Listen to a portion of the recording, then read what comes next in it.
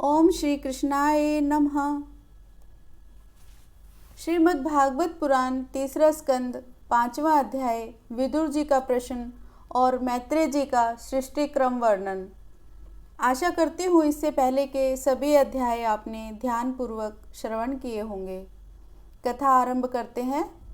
श्री सुखदेव जी कहते हैं, परम ज्ञानी मैत्रेय मुनि हरिद्वार क्षेत्र में विराजमान थे। भगवत भक्ति से शुद्ध हुए हृदय वाले विदुर जी उनके पास जा पहुँचे और उनके साधु स्वभाव से प्रभावित होकर उन्होंने उनसे पूछा। विदुर जी ने कहा, भगवान, संसार में सब लोग सुख के लिए कर्म करते हैं, परंतु उनसे ना तो उन्हें सुख ही मिलता है और न उनका दुख ही दूर होता है, बल्कि उससे भी उनके दुख की वृद्धि ही होती है। अतः इस विषय में क्या करना उचित है, यह आप मुझे कृपा करके बतलाइए।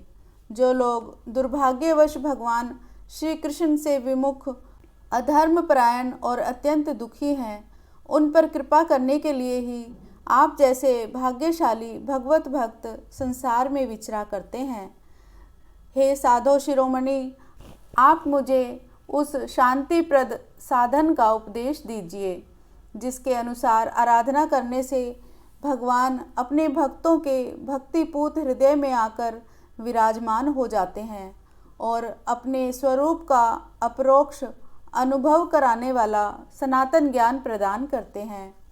त्रिलोकी के नियंता और परम स्वतंत्र श्री हरि अवतार लेकर जो जो लीलाएं करते हैं, जिस प्रकार अकर्ता होकर भी उन्होंने कल्प के आरंभ में इस सृष्टि की रचना की, जिस प्रकार इसे स्थापित कर वे जगत के जीवों की जीविका का विधान करते हैं, फिर जिस प्रकार इसे अपने हृदय कोश में लीन कर वृत्ति शून्य हो योग माया का आश्रय लेकर शयन करते हैं, और जिस प्रकार वे योगेश्वर प्रभु एक होने पर भी इस ब्रह्मांड में अंतर्यामी रूप से अनुप्रविष्ट होकर अनेक रूपों में प्रकट होते हैं, वह सब रहस्य आप मुझे समझाइए।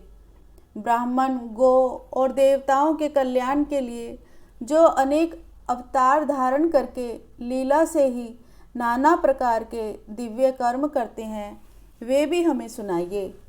यशस्वियों के मुकुटमणि श्री हरि के लीला अमृत का पान करते करते हमारा मन तृप्त ही नहीं होता। हमें यह भी सुनाइए कि उन समस्त लोकपतियों के स्वामी श्री हरि ने इन लोकों, लोकपालों और लोकालोक पर्वत से बाहर के भागों को, जिनमें ये सब प्रकार के प्राणियों के अधिकार के अनुसार भिन्न भिन्न भेद प्रतीत हो रहे हैं, किन तत्वों से रचा है। हे द्विजवर, उन विश्वकर्ता स्वयंभू श्री नारायण ने अपनी प्रजा के स्वभाव, कर्म, रूप और नामों के भेद की किस प्रकार रचना की है। भगवान, मैंने श्री व्यास जी के मुख से ऊंच नीच वर्णों के धर्म तो कई बार सुने हैं, किंतु अब श्री कृष्ण के कथा अमृत के प्रवाह को छोड़कर अन्य स्वल्प सुखदायक धर्मों से मेरा चित्त ऊब गया है। उन तीर्थपाद श्री हरि के गुणानुवाद से तृप्त तो कोई हो ही नहीं सकता। उनका तो नारद आदि महात्मागण भी आप जैसे साधुओं के समाज में कीर्तन करते हैं। जब मनुष्यों के कर्णांतरों में प्रवेश करते हैं, तब उनकी संसार चक्र में डालने वाली घर गृहस्थी की आसक्ति काट डालते हैं। हे भगवान, आपके सखा मुनिवर कृष्ण द्वैपायन ने भी भगवान के गुणों का वर्णन करने की इच्छा से ही महाभारत रचा है। उसमें भी विषय सुखों का उल्लेख करते हुए मनुष्य की बुद्धि को भगवान की कथाओं की ओर लगाने का ही प्रयत्न किया गया है। यह भगवत कथा की रुचि श्रद्धालु पुरुष के हृदय में जब बढ़ने लगती है, तब अन्य विषयों से उसे विरक्त कर देती है। वह भगवत उच्चारणों के निरंतर चिंतन से आनंद मग्न हो जाता है और उस पुरुष के सभी दुखों का तत्काल अंत हो जाता है। मुझे तो उन सोचनियों के भी सोचनीय अज्ञानी पुरुषों के लिए निरंतर खेद रहता है, जो अपने पिछले पापों के कारण श्री हरि की कथाओं से विमुख रहते हैं। हाय, काल भगवान उनके अमूल्य जीवन को काट रहे हैं और वे वाणी, देह और मन से व्यर्थ वाद विवाद, व्यर्थ चेष्टा और व्यर्थ चिंतन में लगे रहते हैं। मैत्रेय जी, आप दीनों पर कृपा करने वाले हैं, अतः भौरा जैसे फूलों में से रस निकाल लेता है, उसी प्रकार इन लौकिक कथाओं में से इनकी सारभूता परम कल्याणकारी पवित्र कीर्ति श्री हरि की कथाएं छांटकर हमारे कल्याण के लिए सुनाइए। उन सर्वेश्वर ने संसार की उत्पत्ति, स्थिति और संहार करने के लिए अपनी माया शक्ति को स्वीकार कर राम कृष्ण आदि अवतारों के द्वारा जो अनेकों अलौकिक लीलाएं की हैं, वे सब मुझे सुनाइए। श्री सुखदेव जी कहते हैं, जब विदुर जी ने जीवों के कल्याण के लिए इस प्रकार प्रश्न किया, तब मुनि श्रेष्ठ भगवान मैत्रेय जी ने उनकी बहुत बड़ाई करते हुए यों कहा। श्री मैत्रेय जी बोले, साधु स्वभाव विदुर जी, आपने सब जीवों पर अत्यंत अनुग्रह करके यह बड़ी अच्छी बात पूछी है। आपका चित्त तो सर्वदा श्री भगवान में ही लगा रहता है, तथापि इस संसार में भी आपका बहुत सुयश फैलेगा। आप श्री व्यास जी के औरस पुत्र हैं, इसलिए आपके लिए यह कोई बड़ी बात नहीं है कि आप अनन्य भाव से सर्वेश्वर श्री हरि के ही आश्रित हो गए हैं। आप प्रजा को दंड देने वाले भगवान यम ही हैं। मांडव्य ऋषि का श्राप होने के कारण ही आपने श्री व्यास जी के वीर्य से उनके भाई विचित्र वीर्य की भोग पत्नी दासी के गर्भ से जन्म लिया है। आप सर्वदा ही श्री भगवान और उनके भक्तों को अत्यंत प्रिय हैं, इसलिए भगवान निज धाम पधारते समय मुझे आपको ज्ञान उपदेश करने की आज्ञा दे गए थे। इसलिए अब मैं जगत की उत्पत्ति, स्थिति और लय के लिए योग माया के द्वारा विस्तारित हुई भगवान की विभिन्न लीलाओं का क्रमशः वर्णन करता हूँ। सृष्टि रचना के पूर्व समस्त आत्माओं के आत्मा एक पूर्ण परमात्मा ही थे, न दृष्टा था न दृश्य। सृष्टि काल में अनेक वृत्तियों के भेद से जो अनेकता दिखाई पड़ती है, वह भी वही थे, क्योंकि उनकी इच्छा अकेले रहने की थी। वे ही दृष्टा होकर देखने लगे, परंतु उन्हें दृश्य दिखाई नहीं पड़ा, क्योंकि उस समय वे ही अद्वितीय रूप से प्रकाशित हो रहे थे। ऐसी अवस्था में वे अपने को असत के समान समझने लगे। वस्तुतः वे असत नहीं थे, क्योंकि उनकी शक्तियाँ ही सोई थी, उनके ज्ञान का लोप नहीं हुआ था। यह दृष्टा और दृश्य का अनुसंधान करने वाली शक्ति ही कार्य कारण रूपा माया है। महाभाग विदुर जी, इस भाव रूप अनिर्वचनीय माया के द्वारा ही भगवान ने इस विश्व का निर्माण किया है। काल शक्ति से जब यह त्रिगुणमयी माया शोभ को प्राप्त हुई, तब इन इंद्रियातीत चिन्मय परमात्मा ने अपने अंश पुरुष रूप में उसमें चिदाभास रूप बीज स्थापित किया। तब काल की प्रेरणा से उस अव्यक्त माया से महतत्व प्रकट हुआ। वह मिथ्या अज्ञान का नाशक होने के कारण विज्ञान स्वरूप और अपने में सूक्ष्म रूप से स्थित प्रपंच की अभिव्यक्ति करने वाला था। फिर चिदाभास गुण और काल के अधीन उस महातत्व ने भगवान की दृष्टि पड़ने पर इस विश्व की रचना के लिए अपना रूपांतर किया। महातत्व के विकृत होने पर अहंकार की उत्पत्ति हुई, जो कार्य, कारण और कर्ता रूप होने के कारण भूत, इंद्रिय और मन का कारण है। वह अहंकार सात्विक, तेजस और तामस भेद से 3 प्रकार का है। अतः अहम तत्व में विकार होने पर वैकारिक अहंकार से मन और जिनमें विषयों का ज्ञान होता है, वे इंद्रियों के अधिष्ठाता देवता हुए। तेजस अहंकार से ज्ञानेंद्रियां और कर्मेंद्रियां हुई तथा तामस अहंकार से सूक्ष्म भूतों का कारण शब्द तन्मात्र हुआ और उससे दृष्टांत रूप से आत्मा का बोध कराने वाला आकाश उत्पन्न हुआ। भगवान की दृष्टि जब आकाश पर पड़ी तब उससे फिर काल, माया और चिद्भास के योग से स्पर्श तन्मात्र हुआ और उसके विकृत होने पर उससे वायु की उत्पत्ति हुई। अत्यंत बलवान वायु ने आकाश के सहित विकृत होकर रूप तन्मात्र की रचना की और उससे संसार का प्रकाशक तेज उत्पन्न हुआ। फिर परमात्मा की दृष्टि पड़ने पर वायु युक्त तेज ने काल, माया और चिदंश के योग से विकृत होकर रस तन्मात्र के कार्य जल को उत्पन्न किया। तदंतर तेज से युक्त जल ने ब्रह्म का दृष्टिपात होने पर काल, माया और चिदंश के योग से गंध गुणमयी पृथ्वी को उत्पन्न किया। विदुर जी, इन आकाश आदि भूतों में से जो जो भूत पीछे पीछे उत्पन्न हुए हैं उनमें क्रमशः अपने पूर्व पूर्व भूतों के गुण भी अनुगत समझने चाहिए।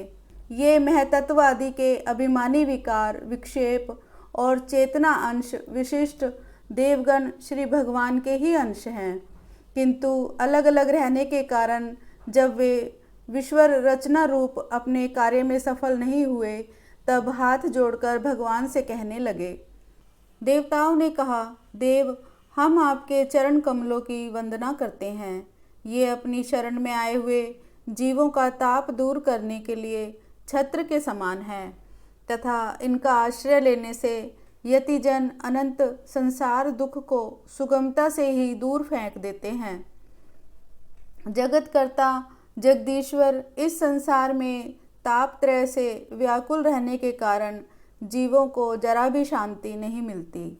इसलिए भगवान, हम आपके चरणों की ज्ञानमयी छाया का आश्रय लेते हैं।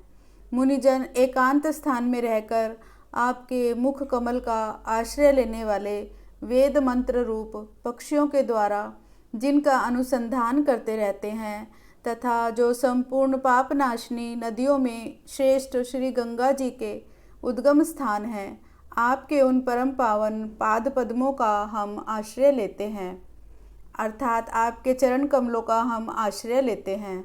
हम आपके चरण कमलों की उस चौकी का आश्रय ग्रहण करते हैं जिससे भक्तजन का श्रद्धा और श्रवण कीर्तन आदि रूप भक्ति से परिमार्जित अंतःकरण में धारण करके वैराग्य पुष्ट ज्ञान के द्वारा परम धीर हो जाते हैं।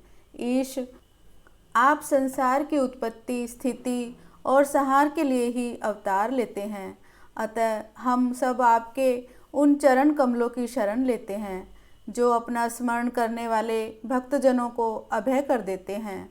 जिन पुरुषों का देह गेह तथा उनसे संबंध रखने वाले अन्य तुच्छ पदार्थों में अहंता ममता का दृढ़ दुराग्रह है, उनके शरीर में आपके अंतर्यामी रूप से रहने पर भी जो अत्यंत दूर हैं, उन्हीं आपके चरण बिंदों को हम भजते रहते हैं। परम यशस्वी परमेश्वर इंद्रियों के विषय अभिमुख रहने के कारण जिनका मन सर्वदा बाहर ही भटकता रहता है, वे पामर लोग आपके विलासपूर्ण पाद विन्यास की शोभा के विशेषज्ञ भक्तजनों का दर्शन नहीं कर पाते।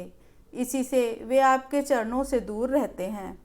हे देव, आपके कथा अमृत का पान करने से उमड़ी हुई भक्ति के कारण जिनका अंतःकरण निर्मल हो गया है, वे लोग वैराग्य ही जिसका सार है, ऐसा आत्मज्ञान प्राप्त करके अनायास ही आपके बैकुंठ धाम को चले जाते हैं।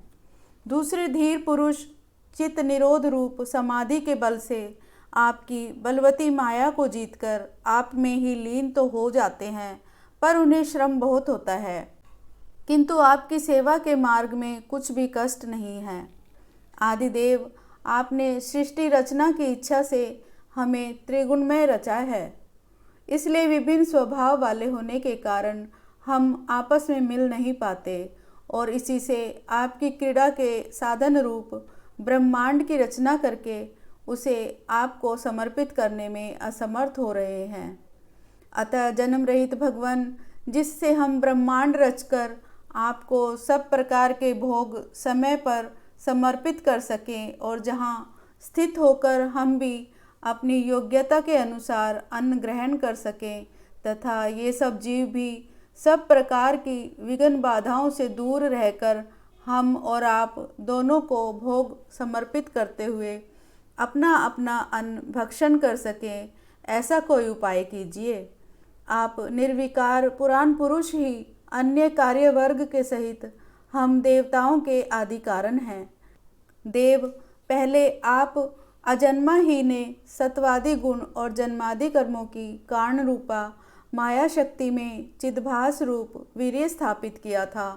परमात्मा देव महतत्वादि रूप हम देवगण जिस कार्य के लिए उत्पन्न हुए हैं उसके संबंध में हम क्या करें।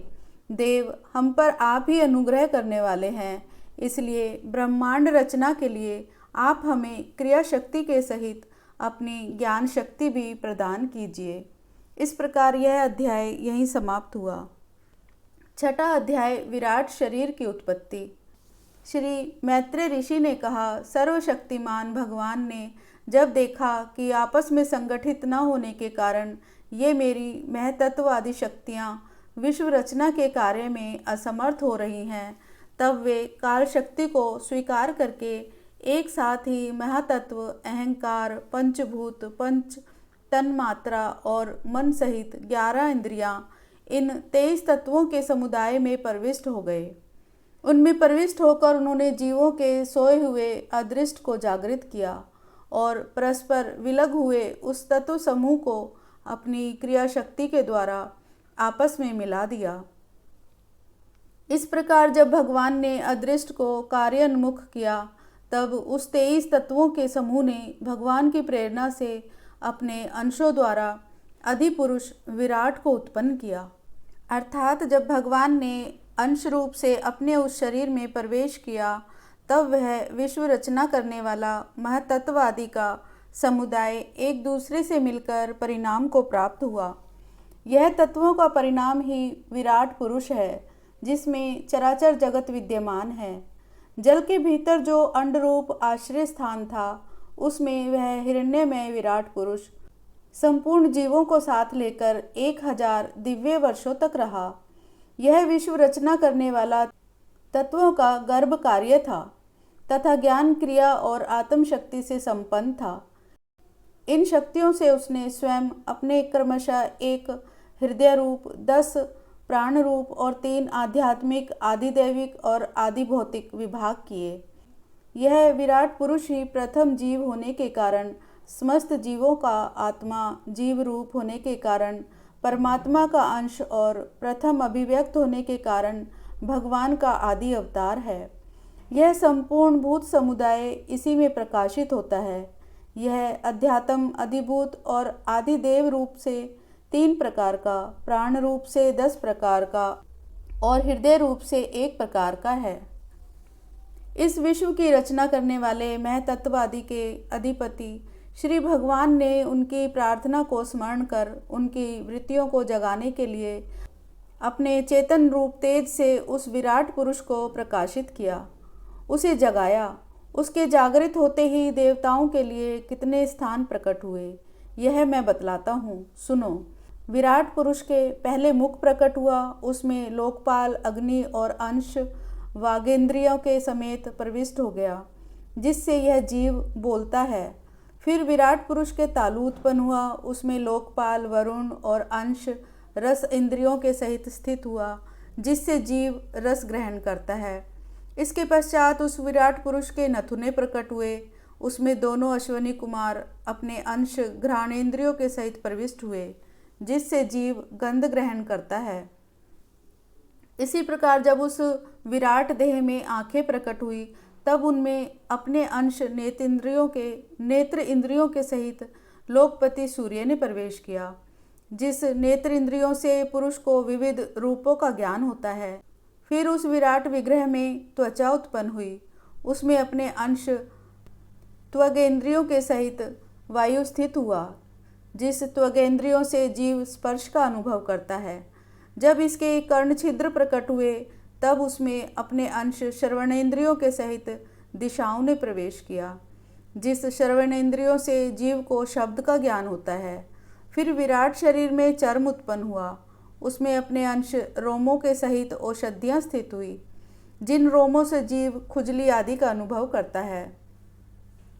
अब उसके लिंग उत्पन्न हुआ। अपने इस आश्रय में प्रजापति ने अपने अंश वीर्य के सहित प्रवेश किया, जिससे जीव आनंद का अनुभव करता है।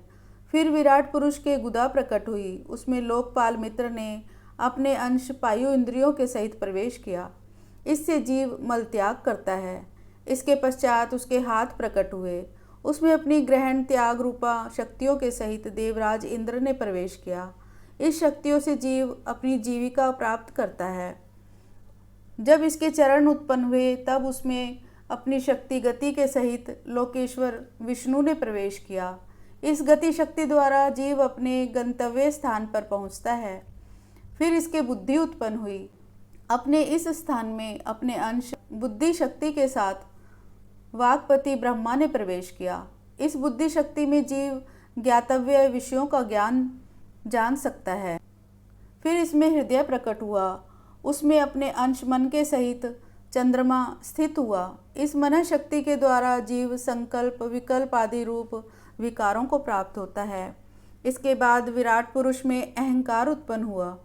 इस अपने आश्रय में क्रिया शक्ति सहित अभिमान रुद्र ने प्रवेश किया। इससे जीव अपने कर्तव्यों को स्वीकार करता है। अब इसमें चित्त प्रकट हुआ। उसमें चित्त शक्ति के सहित महतत्व ब्रह्मा जी स्थित हुए।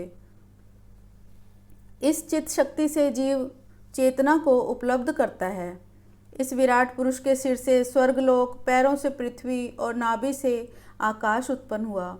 इसमें क्रमशः सत्व, रज और तम इन 3 गुणों के परिणाम स्वरूप देवता, मनुष्य और प्रेत आदि देखे जाते हैं। इनमें देवता लोग सत्वगुण की अधिकता के कारण स्वर्गलोक में, मनुष्य और उसके उपयोगी गो आदि जीव रजोगुण की प्रधानता के कारण पृथ्वी में तथा तमोगुणी स्वभाव वाले होने से रुद्र के पार्षदगण, भूत प्रेत आदि दोनों के बीच में स्थित भगवान के नाभि स्थानीय अंतरिक्ष लोक में रहते हैं। विदुर जी, वेद और ब्राह्मण भगवान के मुख से प्रकट हुए।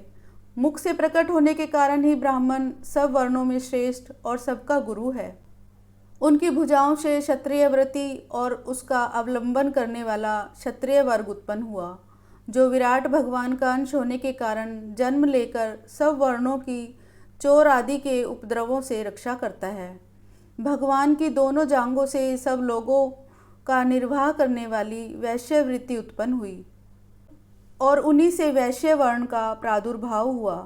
यह वर्ण अपनी वृत्ति से सब जीवों की जीविका चलाता है। फिर सब धर्मों की सिद्धि के लिए भगवान के चरणों से सेवा वृत्ति प्रकट हुई और उन्हीं से पहले पहल उस वृत्ति का अधिकारी शूद्र वर्ण भी प्रकट हुआ, जिसकी वृत्ति से श्री हरि प्रसन्न हो जाते हैं। ये चारों वर्ण अपनी अपनी वृत्तियों के सहित जिनसे उत्पन्न हुए, उन अपने गुरु श्री हरि का अपने अपने धर्मों से चित्त शुद्धि के लिए श्रद्धापूर्वक पूजन करते हैं। हे विदुर जी, यह विराट पुरुष काल, कर्म और स्वभाव शक्ति से युक्त भगवान की योग माया के प्रभाव को प्रकट करने वाला है। इसके स्वरूप का पूरा पूरा वर्णन करने का कौन साहस कर सकता है। तथापि प्यारे विदुर जी, अन्य व्यवहारिक चर्चाओं से अपवित्र हुई अपनी वाणी को पवित्र करने के लिए जैसे मेरी बुद्धि है और जैसे मैंने गुरु मुख से सुना है, वैसा श्री हरि का सुयश वर्णन करता हूँ। महापुरुषों का मत है कि पुण्य श्लोक शिरोमणि श्री हरि के गुणों का गान करना ही मनुष्य की वाणी का तथा विद्वानों के मुख से भगवत कथा अमृत का पान करना ही उनके कानों का सबसे बड़ा लाभ है। हे वत्स, हम ही नहीं, आदि कवि श्री ब्रह्मा जी ने 1000 दिव्य वर्षों तक अपनी योग परिपक्व बुद्धि से विचार किया, तो भी क्या वे भगवान की अमित महिमा का पार पा सके। अतः भगवान की माया बड़े बड़े मायावियों को भी मोहित कर देने वाली है। उसकी चक्कर में डालने वाली चाल अनंत है। अतएव स्वयं भगवान भी उसकी था नहीं लगा सकते, फिर दूसरों की तो बात ही क्या है।